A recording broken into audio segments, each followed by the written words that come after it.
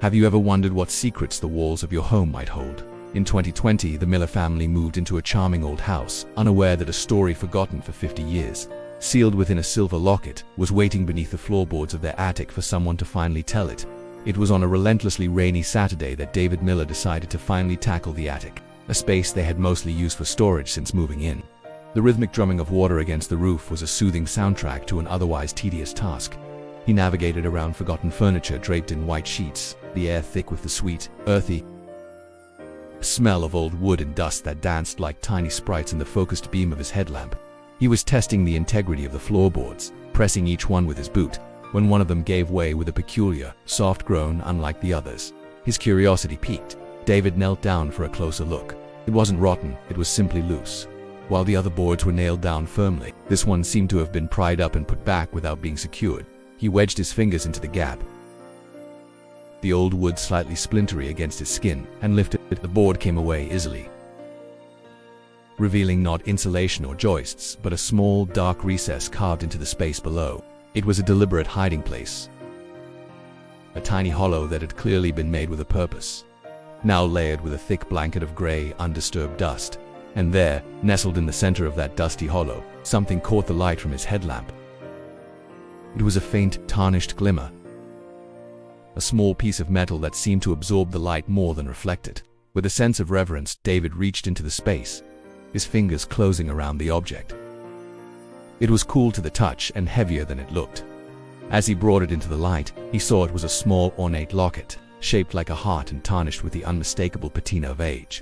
A delicate pattern of winding vines and tiny leaves was etched across its surface, worn smooth in some places. He called down to his wife Sarah and their 10-year-old daughter Emily, his voice filled with a sense of discovery.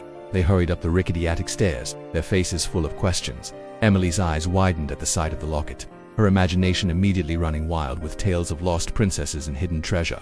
Sarah was more reserved, her curiosity tempered with a gentle caution as she took the object from David's hand. The family gathered around the small find, a silent circle of anticipation, the rain outside seeming to muffle the rest of the world, leaving only them and this tiny piece of the past. The locket, however, refused to give up its secrets easily. The clasp was fused shut by time, a stubborn seal that resisted their gentle prying. David worried about breaking it, its delicate hinge protesting with a faint creak. He worked at it carefully with a small pocket knife, the tension in the small attic space growing with each passing second. Finally, with a soft, satisfying click, the locket sprang open. But their initial excitement quickly faded into slight confusion. One side held a space for a photo, darkened and empty. The other side, meant for a second picture, was just a flat, tarnished silver surface. It was Emily, with her youthful disappointment, who first voiced what they were all thinking. It was empty. But as Sarah ran her fingertip over the seemingly flat surface, she felt it's a minuscule, almost imperceptible ridge along the edge. It wasn't a solid piece of silver. It was a cover, a false bottom, so skillfully crafted that it was nearly invisible. A new wave of excitement washed over them, this time more profound. The locket hadn't just held a secret, it had been designed to hide that secret exceptionally well. This was not just a forgotten piece of jewelry, it was a vessel for something precious. With the delicate precision of a surgeon, Sarah took a sewing needle from a small kit she kept in the house. She carefully inserted the tip into the hairline crack and gently pried. The tiny metal cover lifted, revealing another hidden compartment beneath. Tucked inside was a minuscule piece of paper, folded over and over into a tight, tiny square, no bigger than a fingernail. It had been placed there with incredible care, a fragile testament to the importance of whatever it contained. The mystery of the locket had just deepened, evolving from a simple discovery into a puzzle that begged to be solved. The process of unfolding the paper was excruciatingly slow.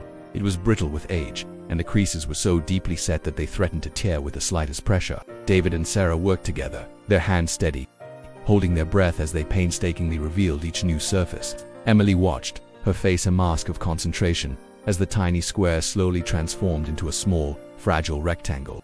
The air was still and silent, the only sound the faint, whispery rasp of old paper being coaxed open after decades of confinement in the dark. Finally, it was fully unfolded. Lying on the palm of David's hand was a photograph, no bigger than a postage stamp.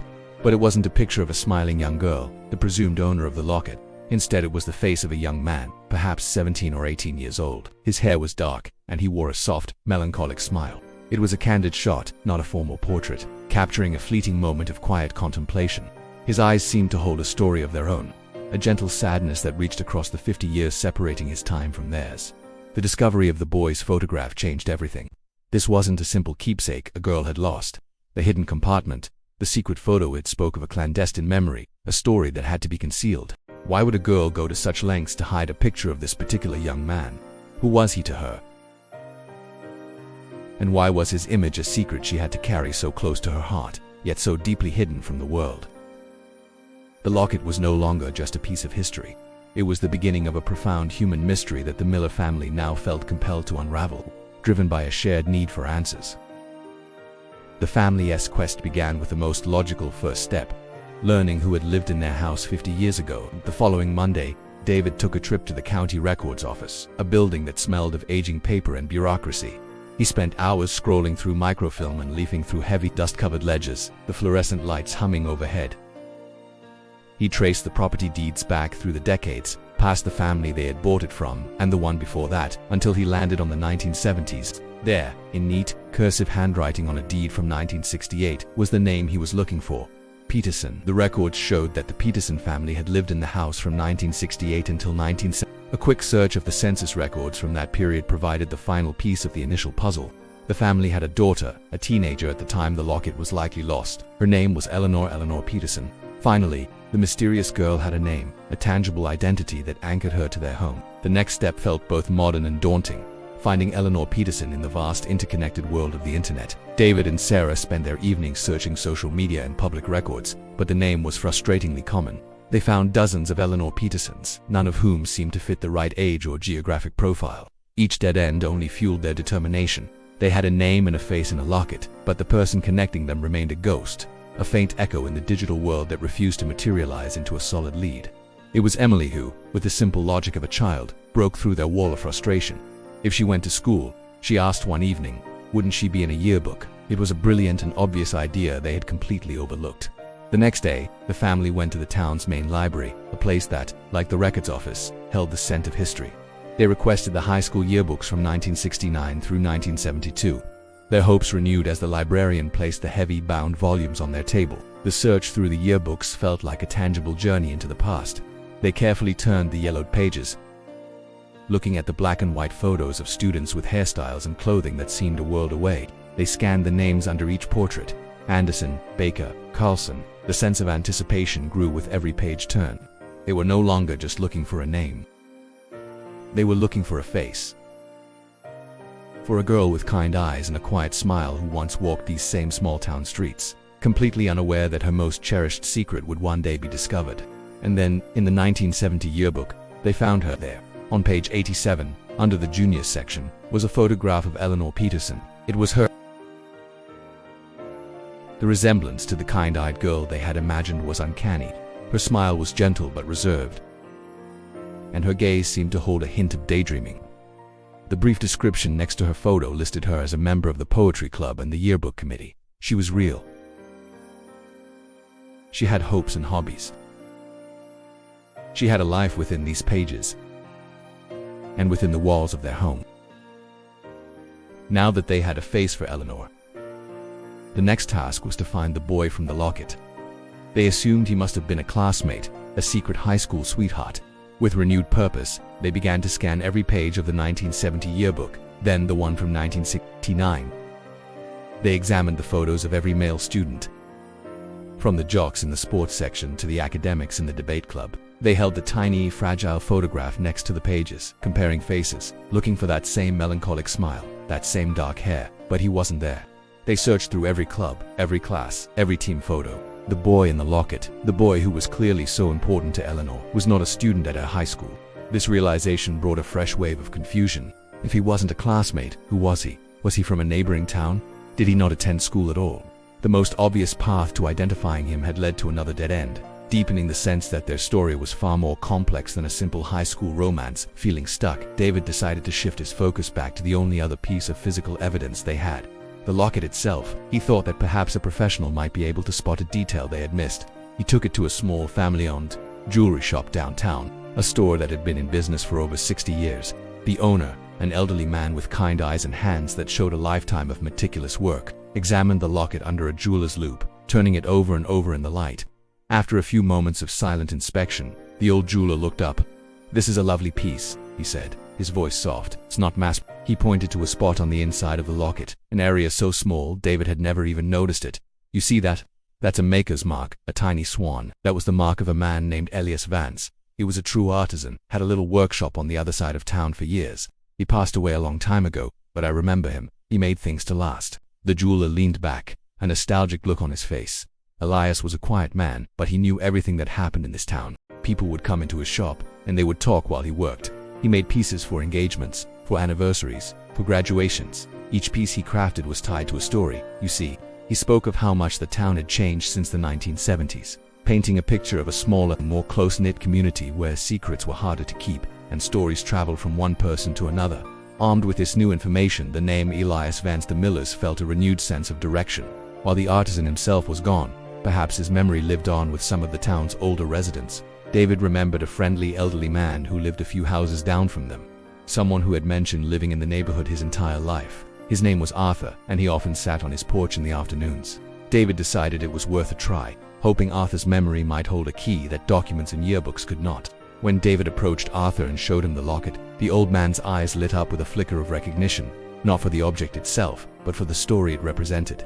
"The Petersons," he said slowly, his voice raspy with age. "Of course, I remember them. A nice, quiet family. And their daughter, Eleanor.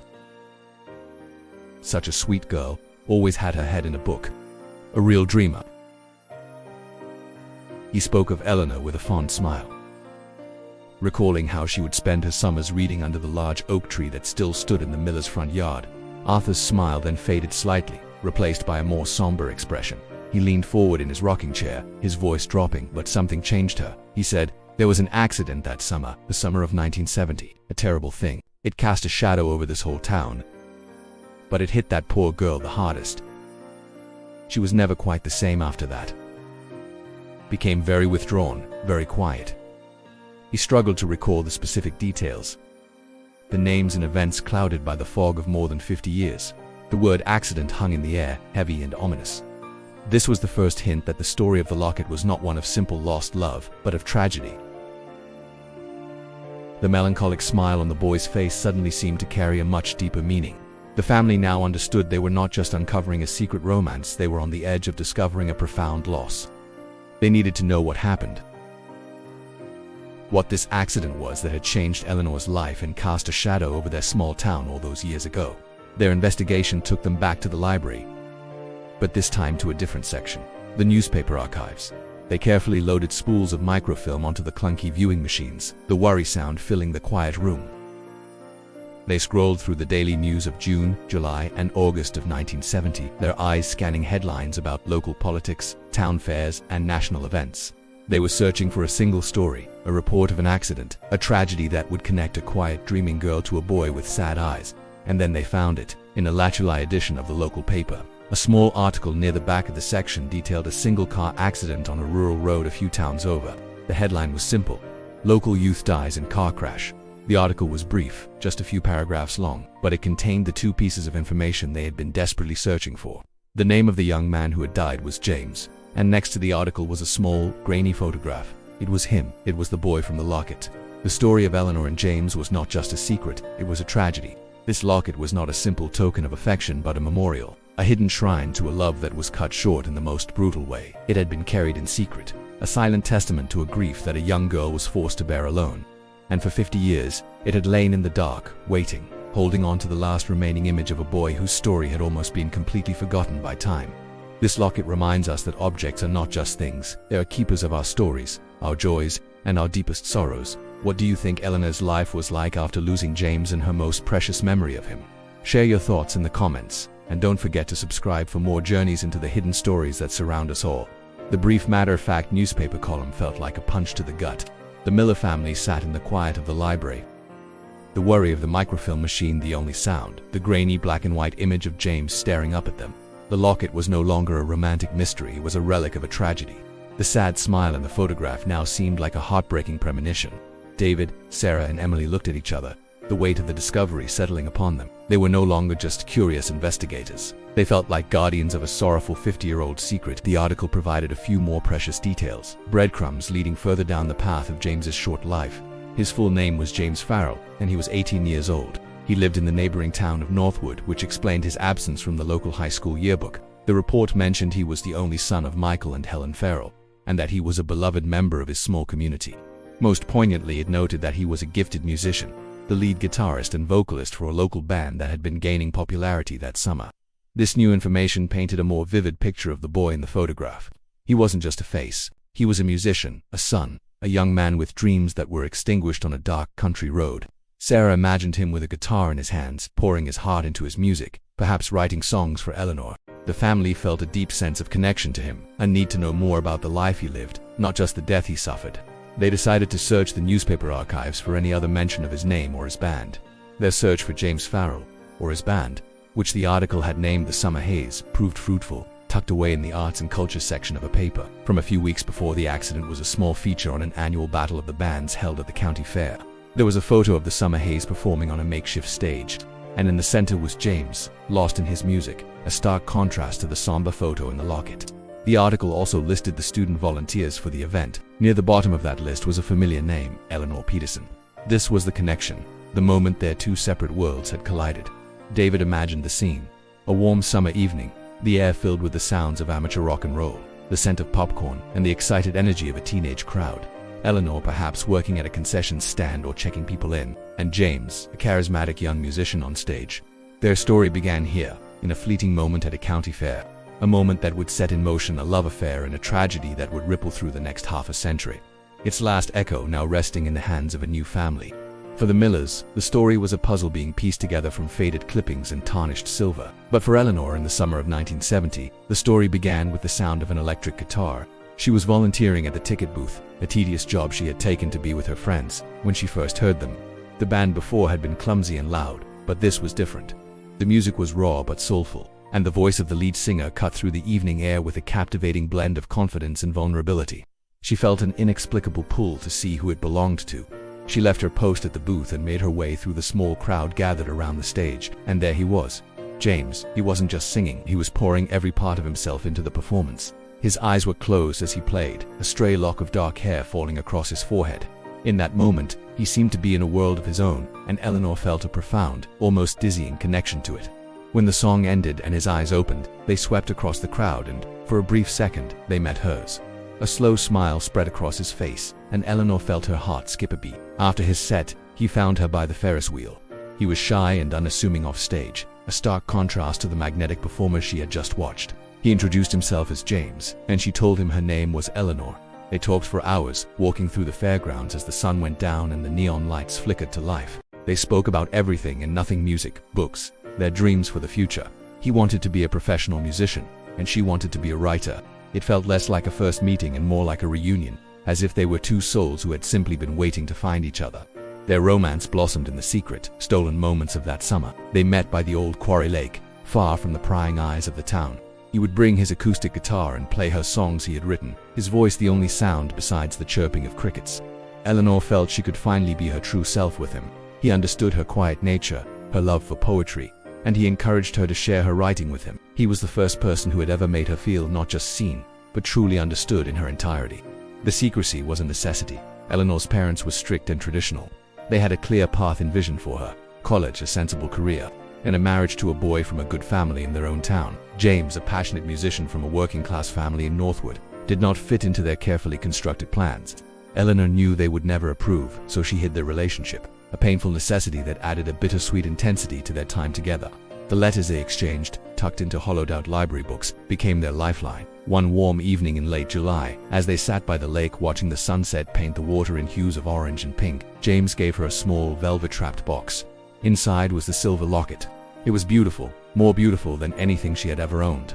He explained that he had saved up for weeks to buy it from Mr. Vance, the old artisan downtown. He wanted her to have something that would keep him close to her heart, even when they couldn't be together. It was a promise of his love, solid and real in the palm of her hand. When she opened it, she saw the two empty spaces inside. "It's empty," she said, her voice a soft whisper.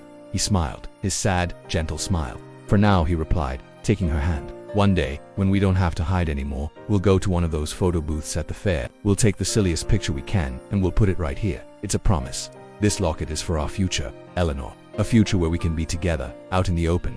The empty locket was not empty at all. It was filled with hope. The day of the accident was a Friday. They had made plans to meet at their usual spot by the lake. It was the 2-month anniversary of the night they met at the fair, and James had promised a surprise.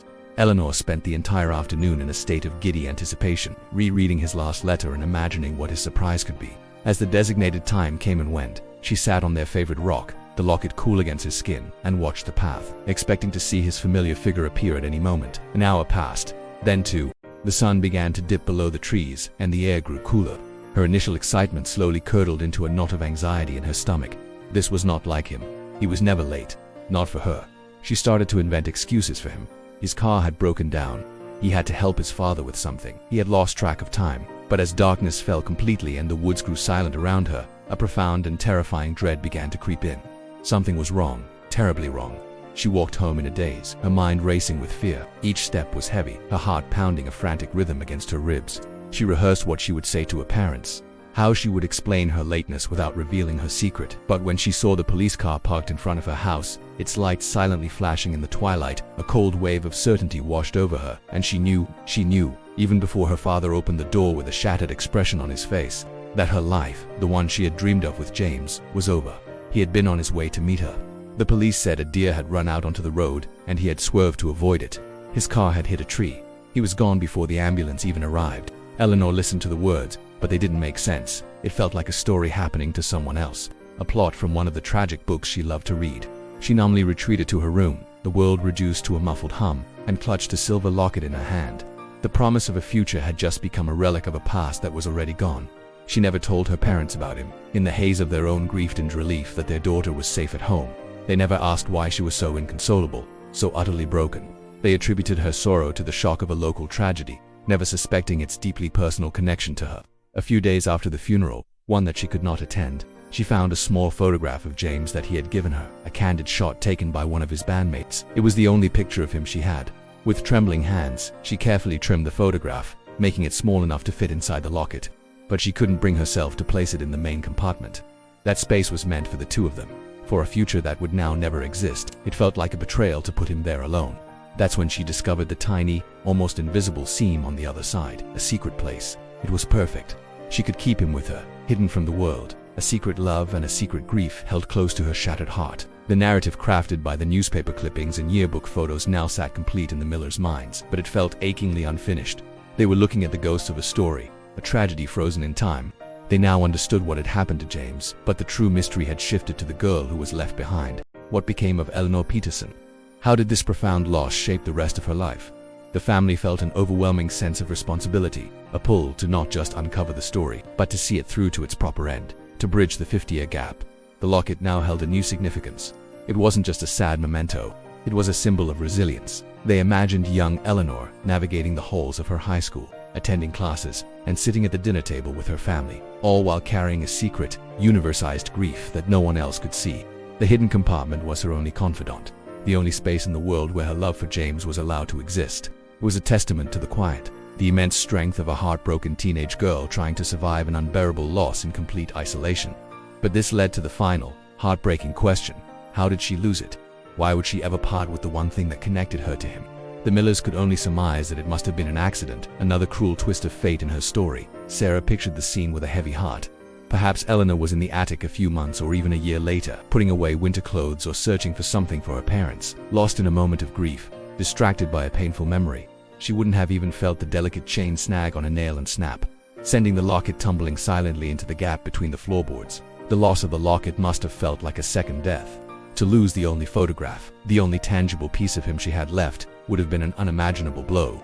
It was a secret she could never even admit to losing, a grief she had to swallow on top of her existing sorrow. The Millers imagined her frantic, silent search, the sinking feeling of utter devastation when she realized it was gone for good. It was the final, tragic chapter of her young life, forcing her to carry James only in her memory, without the silver heart to anchor it. With this new understanding, the Millers' mission became clear. They had to find Eleanor. They had to return this lost piece of her soul. Their casual curiosity had transformed into a deeply felt obligation to an unknown woman. The search, however, was far more complex now. They were looking for a woman in her late 60s who had likely married and changed her name decades ago. David started with public records, searching for a marriage certificate for an Eleanor Peterson from their county in the years following 1970. The task was laborious, a search for a needle in a haystack of time.